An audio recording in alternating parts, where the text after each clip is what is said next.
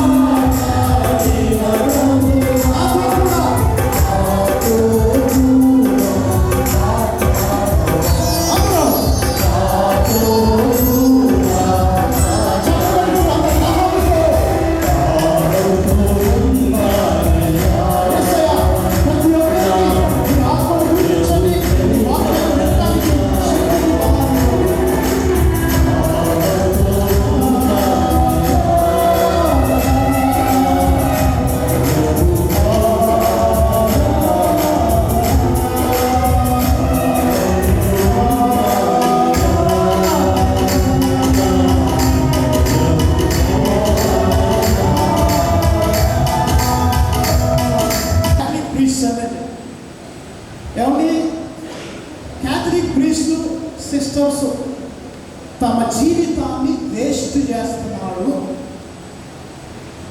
పెళ్లి చేసుకోవచ్చుగా.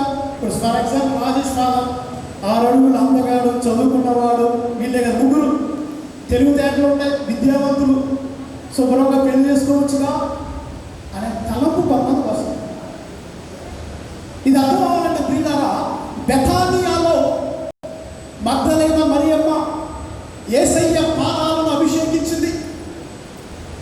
సేరున్నర పరిమళ ద్రవ్యాలు, జటామాంసి పరిమళ ద్రవ్యాలు తీసుకొచ్చింది. యేసయ్య పాదాలని అభిషేకించింది. అప్పుడు యూదా ఇస్కరియోతు అక్కడ ఉన్నాడు. అయ్యయ్యో, ఎంత డబ్బు పెట్టి ఆ పరిమళ ద్రవ్యాలు కొనడం ఎందుకు? పేదలకు ఇవ్వచ్చు కదా, వేస్ట్ చేయటం ఎందుకు అన్నాడు. ప్రియులారా, కానీ మనం గుర్తుంచుకోవాల్సింది, మగ్దలేన మరియమ్మ ఎవరు పాదాలు పడితే వారి పాదాల మీద అభిషేకం చేయాల. ఎవరి పాదాలను అభిషేకం చేసింది చెప్పండమ్మా, గట్టి చెప్పాలి. కేవలము యేసయ్య పాదములు మాత్రమే అభిషేకించింది. ప్రియులారా, యూదా ఇస్కరియోతు ఏమన్నాడు? వేస్ట్ అన్నాడు. మీ అందరికీ తెలిసినట్టుగా, కొంతమంది ఫాదర్స్ తెలుసు, ఫుల్టన్ జెస్సీ 20వ తారీఖున మన బిషప్ తండ్రి గారు ఫుల్టన్ జెస్సీ ఆర్చ్ బిషప్ గురించి చెప్పారు. ధన్యజీవి ఆయన ఏమంటాడంటే, గురు జీవితం, ఒక కన్యాస్త్రీ యొక్క జీవితం యేసయ్య పాదాల మీద పోయబడినటువంటి పరిమళ ద్రవ్యము వంటిది. గట్టిగా చెప్పబడుతుంది. అది కొంతమందికి వేస్ట్ లాగా కనపడుద్ది, కొంతమందికి అది పాడు చేస్తూ అన్నట్లు కనపడుద్ది. కానీ అది అర్పణ, హృదయార్పణ. యేసయ్య తాను చేసిన అర్పణ. గురు జీవితం ఒక అర్పణ, ఒక క్రౌతిలాగా, సామ్రాణిలాగా దేవుని యొక్క సన్నిధిలో, దైవ సేవలో ఈ యొక్క జీవితం అర్పణగా ఉంటుంది. పిల్ల, నేను చిన్నప్పుడు నందిగామలో ఫాదర్ జోలిబాబు గారు పనిచేశారు. చాలా తక్కువ కాలం ఆయన పనిచేసిన తక్కువ కాలమే, కానీ ప్రతి ఇంట్లో ఫాదర్ గారు ఫోటో ఉండేది. జోలిబాబు ఫాదర్ గారు. గురు జీవితం వ్యర్థమైతే అనుకున్నట్టు ఇక్కడ కూర్చున్నటువంటి 40 మంది ఫాదర్ల జీవితం వేస్ట్ వాళ్ళు అనుకున్నారు. సిస్టర్స్ జీవితం వేస్ట్. కానీ కదా, ఈ వేస్ట్ ఎవరి దృష్టిలో? యూదా ఇస్కరియోతు దృష్టిలో మాట్లాడు. కానీ యేసయ్య ఏమన్నారు? ఆమెను ఆ పని చెయ్యనిండు. Let her do it, let her waste it. వాళ్ళ జీవితం వృధా చేయండి. ఎవరి కోసం వృధా చేస్తున్నావు? ఎవరి కోసం? గట్టి చెప్పాలి. దేవుడి కోసం ఈ జీవితం వృధా. ఎవరో కోసం కాదు, లోక రక్షకుడి కోసం వృధా. ప్రియులారా, మిమ్మల్ని ఎవరైనా గురువులు కానీ కన్యాస్త్రీలు కానీ మీ జీవితం వేస్ట్ అంటే మీరు ఎవరు గుర్తు చేసుకోవాలంటే యూదా ఇస్కరియోతును గుర్తు చేసుకోవాలి. ఈ మాటలు యూదా ఇస్కరియోతు నుంచి వస్తున్నాయి కానీ మంచి వ్యక్తుల నుంచి మాత్రం కాదు. మీరు ఆ వాక్యంలో చూస్తే యోహాను సువార్త 12వ అధ్యాయంలో బెతానియాలో అభిషేకం అన్న అంశం రాయబడి ఉంది. అక్కడ యోహాను గారు అంటారు, యూదా ఇస్కరియోతు ఈ మాటలో మంచి ఉద్దేశంతో అనట్లేదు, పేదలకు సేవ చేయాలన్న ఉద్దేశంతో అనట్లేదు. వాడు దొంగ, డబ్బులు సంచి నుండి డబ్బులు కాజేస్తున్నారని వాక్యంలో రాయబడి. సో గురువులు వృధా అనేవాడు, తర్వాత కన్యాస్త్రీలు వృధా అనేవాడు దేవుడి నుంచి వచ్చే స్వరం కాదు, కానీ యూదా ఇస్కరియోతు నుంచి వచ్చిన సంఘం మనం గుర్తించుకోవాలి. కదా, ఆ భోజన పంక్తిలో ఈ సీమోను ఇంటిలో అభిషేకం చేసింది అక్కడితో యేసయ్యను. ఆ భోజన పంక్తిలో సీమోను ఇంటిలో అభిషేకం చేసింది అక్కడితో యేసయ్యను. కన్నీటితో పాదాలు కడిగింది, కన్నీటితో పాదాలు కడిగింది, తలపులతో పాదాలు తుడిచింది, తలపులతో పాదాలు తుడిచింది. సువాసన, సువాసన, నిన్న సువాసన,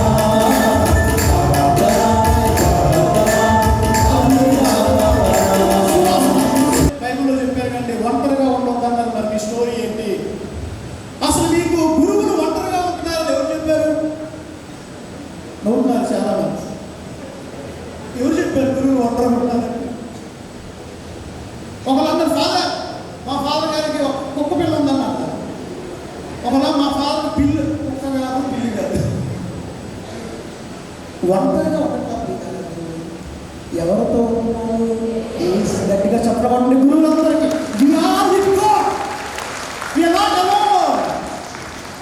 ఇంగ్లీష్లో ఒక మంచి డిఫరెన్స్, సాలిట్యూడ్ లోన్లీనెస్ అంటే ఒంటరితనం వేరు, ఆధ్యాత్మిక ఏకాంతం వేరు. యేసు ప్రభు పెళ్లి చేసుకున్నారా? మరి ఆయన అనుచరులుగా ఇంకా లోతుగా దేవుడి వాక్యాన్ని బోధించడానికి గురువులు తమ జీవితాన్ని ప్రభువుకి ప్రభువులాగా సమర్పించుకుంటున్నారు. ఇంకో విషయం ప్రియులారా, కొరింథీయులకు రాసిన మొదటి లేఖ 7వ అధ్యాయము 33వ వచనంలో పౌలు గారు ఒక సలహా చెప్పారు. వివాహం చేసుకున్న భర్త యొక్క ప్రథమ కార్యం ఏంటంటే తన భార్యని సంతోషపెట్టాలి. అతనికి ప్రభు కార్యాలలో మునిగి ఉండటం కొంచెం కష్టం. ఒకే ఒక మాట చదవండి. కొరింథీయులకు రాసిన మొదటి లేఖ 7వ అధ్యాయం 34వ వచనంలో దైవజనుడి యొక్క పరిస్థితి ఎలా ఉందంట పెళ్లి చేసుకుంటే. కొరింథీయులకు రాసిన మొదటి లేఖ 7వ అధ్యాయం 34వ వచనం. రెండు ప్రక్కలకు పెళ్ళ, భార్య, పిల్లల, దేవుడి సంగమా, రెండు పక్కలకు ఏమవుతున్నాడంట? లాగబడుతున్నాడు. అదే చేయాలా, ఇదే చేయాలా? అవస్థాపేమో ఇవ్వాలన్నారు. రాత్రి 12 అయింది, లేగాలి వెళ్ళాలి. వాళ్ళ భార్య కూర్చోండి, నైట్ తెల్లారి వచ్చాం. పౌలు గారు అంటారు, ఈ యొక్క భార్య పనేమో భర్తను బాగా చూసుకోవాలని ఉంటుంది, భర్త పనేమో భార్యని బాగా చూసుకోవాలని ఉంటుంది. కాబట్టి రెండు పక్కన లాగవేయబడతారు. కాబట్టి దైవ సేవను లోతుగా చేయాలి అనుకున్న వాళ్ళు ఇదిగో యేసు ప్రభువు లాగా ఒక్కరిగా ఉండటమే బెటర్ అని సలహా ఇచ్చారు. వెళ్ళాడు, వచ్చాడు. తర్వాత ఫాదర్ మళ్ళీ వెళ్తానంటే ఫాదర్ సరే నేసిన బాబు అని పంపించాడు. తల్లి గారు సరే బిడ్డే కదా, సరే నాన్న నీ ఇష్టం అని వెళ్ళారు. మరి ఈ కుటుంబంలో 3 సిస్టర్లు ఉన్నారు. జ్యోతి సిస్టర్ గారు, సునీత సిస్టర్ గారు, శ్రావ్య సిస్టర్. వాళ్ళందరూ ఒక మీటింగ్లో పెట్టుకొని మంచిగా మాట్లాడుకొని ఆ జ్యోతి సిస్టర్ గారు మళ్ళా రాజేష్ని ప్రేరేపించి, చిన్నతనం కదా అందరికీ ఇలాంటి. నేను ఎందుకు ఎన్ని చెప్తున్నానంటే ప్రభు అన్నారు, రాజేష్ నువ్వు నన్ను ఎన్నుకోనలేదు, నేను నిన్నే కాదు గురువుడు. You are chosen by God, you did not choose Christ, he chose you. ఆయన నువ్వు ఎందుకు ఈరోజు మనం చదివే మొదటి పట్టణం ఇర్మియా, నువ్వు మాతృగర్భంలో రూపొందడానికి మునిపే నేను నిన్ను ఎన్నుకున్నాను, జాతులకు జ్యోతిగా నియమించాను, నువ్వు భయపడొద్దు, నేను నీతో ఉంటా అని ప్రభు సెలవిచ్చాను. ఇర్మియా జీవితంలో, గురువు జీవితంలో కూడా ఇలాంటివి వస్తాయి. చాలా కుట్రలు జరిగినాయి. ఇర్మియా సంపూర్ వారే ఇర్మియా మీద కుట్ర పడ్డారు. అలనాటి మత బోధకులు ఇర్మియా మీద కుట్ర పడ్డారు. అలనాటి ప్రధాన యాచకుడు ఇర్మియా మీద కుట్ర పడ్డాడు. ఇంకా రాజులు, పొలిటికల్ లీడర్స్ అందరూ కుట్ర పడ్డారు. కానీ ఇర్మియా మాత్రం భారాన్ని ఎవరి మీద వేస్తామా? దేవుడి మీద వేసి. గురు జీవితంలో కష్టాలు వస్తాయి, బాధలు వస్తాయి, శోధనలు వస్తాయి. ఈరోజు చాలా పూలు చల్లారు, వాళ్ళు బ్యాండ్ మేళం కొట్టారు, బయట బాగుంది. కానీ అదే జీవితం తర్వాత ఇంకో బ్యాండ్ మేళం ఉంటుంది. Be prepared but with Christ. 2వ పట్టణంలో చదివారు, మాకు జీవితంలో బాధలు వచ్చినాయి, కష్టాలు వచ్చినాయి, కానీ దేవుడు మమ్మల్ని ఎన్నడూ కూడా వదిలిపెట్టలేదు అన్నారు. ప్రియులారా, ఇంకో విషయం నేను చెప్పాలనుకున్నది గురు జీవితం ఈనాటి 2వ పట్టణంలో చదివింది ఏంటంటే పౌలు గారు అంటాడు, తన కృప వల్ల దేవుడు మాకు ఈ బాధ్యతను అప్పగించాడు. దేని వల్ల చెప్పండి గట్టిగా? కృప వల్ల. మా గొప్పతనం కాదు, ఆయన తన కృప వల్ల తన బాధ్యతను మాకు అప్పగించాడు. నేను సంపాదించుకున్న ప్రతి గురువుకి, ప్రతి విచారణకర్తకి, ప్రతి ఒక్కరికి దేవుడు ఈ బాధ్యత అప్పగించాడు. నేను జోజుకున్నా, నేను ఒళ్ళు దగ్గర పెట్టుకొని నా పని నేను చేయాలి. నేను సంపాదించుకున్నది కాదు. He gave me out of his mercy, his compassion, his grace. He gave. ఆయన ఇచ్చాడు అని చెప్తూ పౌలు గారు ఏమంటాడంటే పిల్లరా, ఈ ఆధ్యాత్మిక శక్తి పొందిన మేము ఎటువంటి వారు? మట్టి పాత్రలు. ఎటువంటి వారు? గట్టి చెప్పాలి. దేవుడు చాలా పారాడాక్సిక్ అండి, అంటే చాలా విచిత్రంగా ఉంటాయి. ఏమండి స్టీల్ కుండలో ఏమొచ్చుగా ఇది పోతే సొప్పపోతే ఏమైంది? లేదా ఇనుప దాంట్లో ఏమొచ్చుగా? ఆధ్యాత్మిక సంపద దేనిపై ఇచ్చాడు? మట్టి కుండపై ఇచ్చాడు. అంటే జాగ్రత్తగా ఉండు, మెలుగుతో ఉండు. శత్రువు సైతాను గర్జించు సింహం వల్ల తిరుగుతూ ఉన్నాడు. ఫాదర్, సిస్టర్, మనం గొప్పవే, కానీ ఈ మట్టి కొండను మనం ఏం చేయాలి? కాపాడుకోవాలి, భద్రపరుచుకోవాలి. లేకపోతే కొండ ఏమైంది? ఏమైంది? పగిలిపోవాలి. అంటే ఇలా చెప్పడం బాగోలేదు అని పౌలు గారు చెప్పింది అదే. ఈ మహత్తర శక్తి దేవుడిదే కానీ మాది. సో ప్రతి గురువుకి, ప్రతి శిష్యులకి పౌలు గారు ఇచ్చే వార్నింగ్ ఏంటంటే జాగ్రత్త, ఫాదర్స్ జాగ్రత్త. నేను నాటుకోవడానికి చెప్పుకున్నా జాగ్రత్త. మన ఎంత గొప్ప వారమైనా ఇది డెలికసీ ఆఫ్ క్లే పాట్, అది చాలా సున్నితమైన కొండ, పగిలిపోకుండా జాగ్రత్తగా ఉండండి. చివరిగా ప్రియులారా, మన బిషప్ తండ్రి గారు ఆర్డినేషన్ రోజున ఒక డాక్యుమెంట్ గురించి పాస్టోరస్ దాబో ఓబిస్, సరే మీరు గుర్తుంచుకోవాల్సిన లేదు, 1992 సంవత్సరంలో మన పునీత జాన్ పాల్ పోప్ గారు గురువుల ట్రైనింగ్ ఎలా ఉండాలి, అసలు ఈ తలఫీ